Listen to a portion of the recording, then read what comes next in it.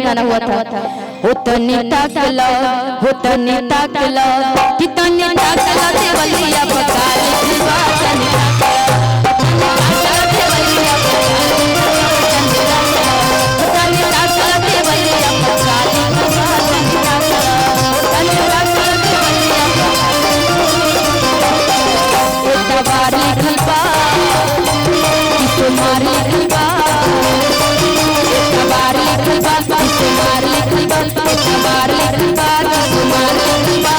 समझी के बहनी के भतार लिखवा तनी ताकला देवलिया बकार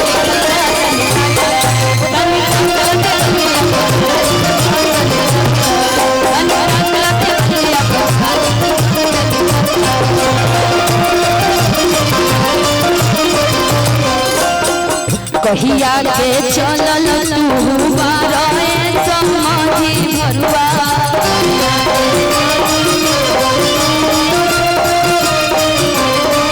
कहिया के चलल तू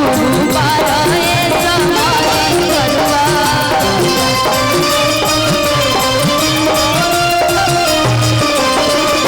कि तोहरा धारा में तेरा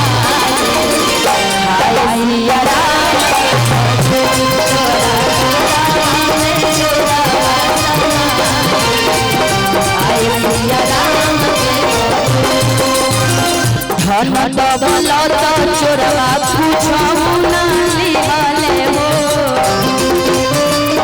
देखिए चोर भी बड़ा नए जमाने का है धन दौलत चोर पूछऊ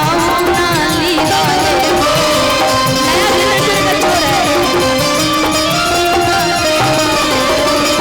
तो इनका बहिनी के मोटा बना